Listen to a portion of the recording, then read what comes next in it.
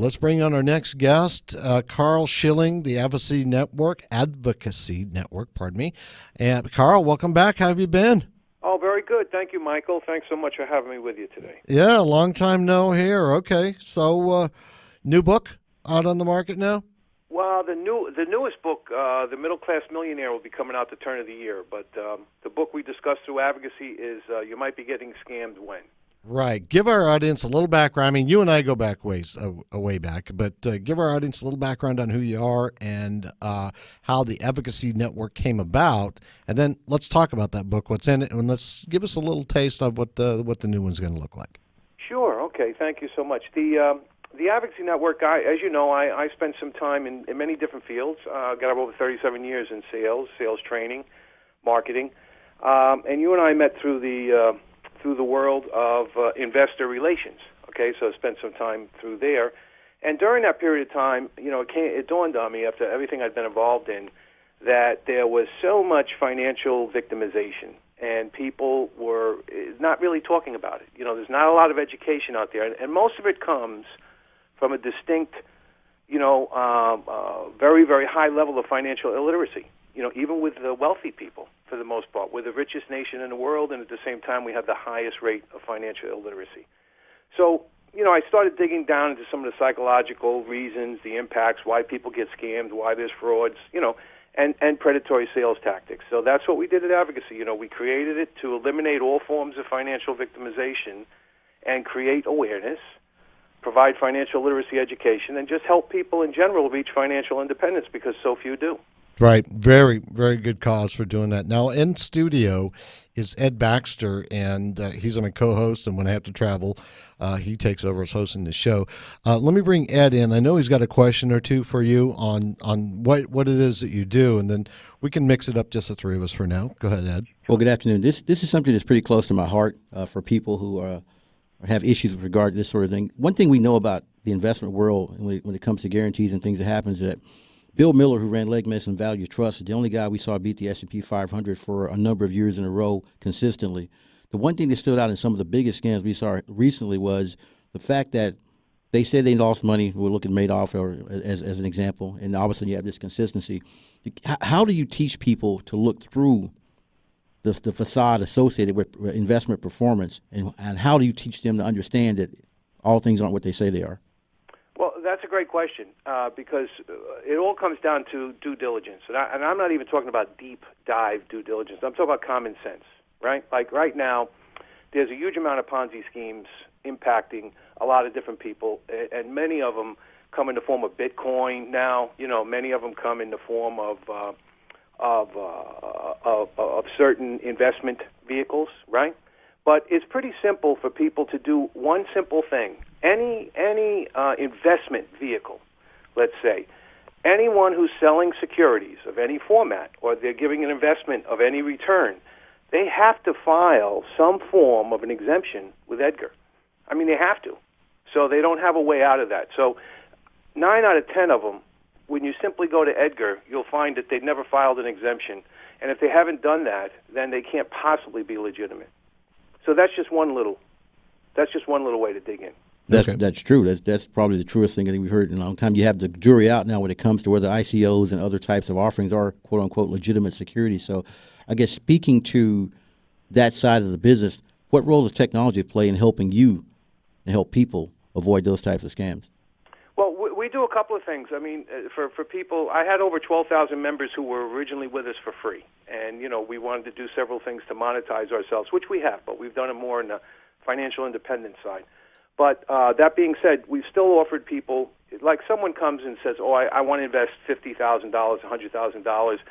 We might charge $750 or $1,000 for them and put on a private detective and dig into some of the, the financials. I'm now also a certified fraud examiner, so some of the stuff I can dig into too, the financials and all. But for someone who's going to invest heavily like that, that's what we would do, right?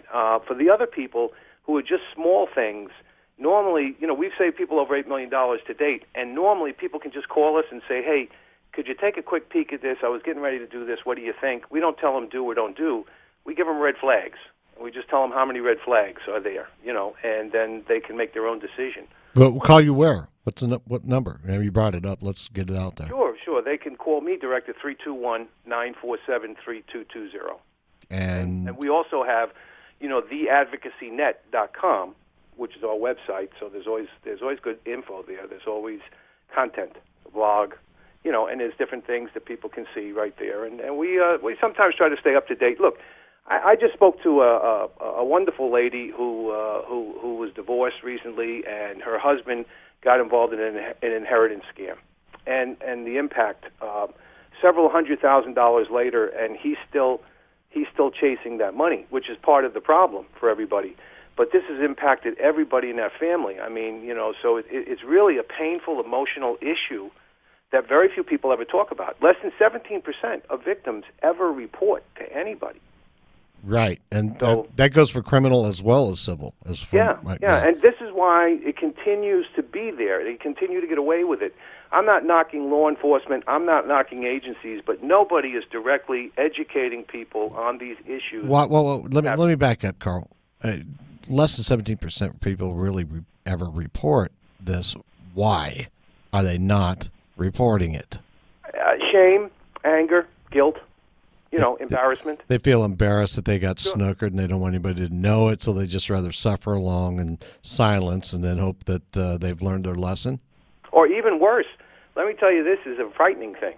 We put in, when I did my book, this You Might Be Getting Scammed, when we interviewed over 16 Bernie Madoff victims, the ones who would talk, right? Yeah. And coincidentally, 9 of them. Karl? Let's do this. We got to go to a commercial break right now, but I want to start with the Bernie Madoff thing on the way back, okay? Okay, thank you. All right, Karl Schilling, the Advocacy Network, advocacynetwork.com or advocacynet.com. We've been listening to CEO Money with Michael Yorba. We'll be right back. This segment brought to you by Tycon Partners.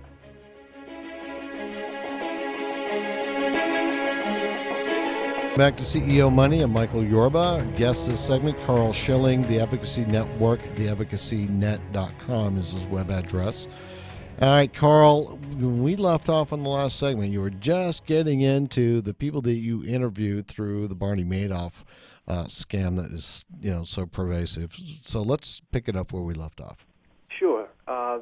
There was 16 people who we were able to speak with that were willing to talk, and a couple of things from that. First, we found that 9 crossovers had also been involved in the Stanford scam. Remember the certificates of deposit, coming out of the Houston. Yeah, Houston, absolutely. Yeah. So they lost money in both. Okay. Now, So 9 of the 16, and that was only kind of the people we could talk to. What we found from that number is that there's a high percentage of these people who had lost in at least 3 different scams. So they'd been scammed not once, not twice, but 3 different occasions in excess of $100,000. Now, lastly, and I think most importantly for everyone to understand how pervasive and what a problem this is, we put a series of questions together with I had a psychological testing kind of thing done for me because I couldn't ask the question direct. But here was what the question was in a hidden format. The question was, basically, if you were in a scam, been scammed, knew you were in a scam, would you bring in family, friends, or people close to you if it was going to help you get yourself out of the scam? Oh, that's quite the question. Now, you can't ask that directly because you know the answer, right? It would certainly be no. But because of the way we asked the questions, because of the way we did it, we found that over 77% of the people we spoke to on this would definitely bring in their family, friends, loved ones, and other people to help get themselves out. Oh, well, there it is. Yeah, I mean, it's so pervasive, and yet don't get me wrong, this happens in little amounts of money, and it happens in ridiculous things. The Jamaican lottery scams are waxing rich. There's so many offshore scams. This gentleman in the inheritance scam. These things are easily pierceable. They're easily avoidable, yet people tend to psychologically get triggered. Well, what's the inheritance scam? Well, the inheritance scam is they'll come to you just like the Jamaican lottery guys do. First of all, the way they find you is that if you're very open and answer a lot of information on the internet, if you find, give out some more information than most people do, you end up on what's constantly called sucker lists, unfortunately, because you're pretty prone to being open, right? Mm-hmm. So basically, when they find that, they do a little history. Now, don't forget, a lot of people get involved in looking up their heritage, right? Right. In the different sites and all. Yeah. Okay, so it's easy to find different stuff about people, unfortunately, sadly. And so what they'll do is they'll approach you, sometimes even with pictures. They'll approach you with a family member or something in your lineage, something that you didn't recognize, and say, hey, so-and-so left you $50 million or whatever. And, in order for us to do a few of the legal hurdles and things we need to do, we need you to just give us a small fee of $1,500, $2,500 so that we can, help administrate and get this inheritance to you. So, and it never stops. Okay, after the 2,500, the next level is $5,000, $10,000, and it's always something. It's always something new, and people tend to chase that money because wow, it's $50 million. All you got to do, before you know it, we've seen people put in hundreds of thousands of dollars. Yeah. So it's. Right. We only have a few minutes left. Quick excerpts of the you're getting scammed when, and then the new book. I want to give some time to that. Sure. Well, you might be getting scammed when. I think the biggest issue for there is the psychological. We go over the 3 psychological triggers of how people become victimized and how to avoid that. So I think that's the most important part of the book. All right. And the new book, what's it about? The new book is about the middle-class millionaire and infinite banking plans, through life insurance and things of that nature. And we're showing people where to earn the income, how to earn the income, how to raise $2,000 a month, how to find that income for themselves and then put it into infinite banking so they can create themselves $1 million plan. What is infinite banking? Infinite banking is something that Nelson Nash created quite a while, many years ago. Used the proper use of life insurance, dividend-paying life insurance, or right. People are using IULs nowadays. But I don't think it's the proper way. But anyway, what's IUL? IUL is a universal life, an indexed universal life policy. Okay. All right. Okay, so that's another story for a whole segment, Michael. Okay. But yes, unfortunately, there's a lot of abuse in those areas. They're telling people they can put away $300, $500, $800 a month, pay down their debts, use their life insurance this way. It's fantasy. It's fantasy land. Doesn't work. So, but there is a real, true system that does work. But it needs to be funded with $1,500, $2,000 a month, realistically. Okay. So, and that's what we're teaching people in the book. And normally those plans are usually going out to people who own businesses. They're a little wealthier. They have that kind of capital. But we're showing middle-class people how they can create that income for themselves as well. And then they create more income and do whatever they want to do with it. But create your infinite banking plan for tax-free income when you retire, for your own way to finance your own things through the use of your life insurance. All right. Be your own bank. Where can they get the book? That book will be coming out in January. Where? Well, I'll get it onto Amazon. Okay. And we'll have it at my website. And, you might be getting scammed when is on Amazon. And it's also, people can contact me through the website. Be glad to get people the book. All right. Address for the website? The address is theadvocacynet.com. Okay. Any place in particular on your website everybody needs to go take a look at something? Well, they can, right off the bat, we have a lot of information right there on the front page, but we also have a blog that I keep updated, and there's quite a few little areas where they can reach out to me. They can schedule time with me. They can call me direct. I'm always available. And on the blog, are you talking about the most recent scams that are out there and what you've seen? Sometimes we do. We speak to that, and we also speak to the psychology, a lot of issues about money, I got it. Decisions about money. Okay, we got to run, but phone number real quick for anybody that wants to pick up the phone and call you. 321-947-3220. Good. Karl, thanks for being a guest, and if you come up with something new, some new scam that's hitting the network, let me know, and we'll bring you back on. We'll talk about it. Be glad to. Thank you so much, Michael, and thanks. It was Ed, correct? Yeah, that's Ed. right. Yes, thank you, Ed, too. All right, Karl, we'll talk to you soon. All right, bye. Karl Schilling, the Advocacy Network, theadvocacy.net.com. All right, excuse me. Yeah, advocacynet.com. All right, you've been listening to CEO Money with Michael Yorba. This segment is brought to you by Infuse.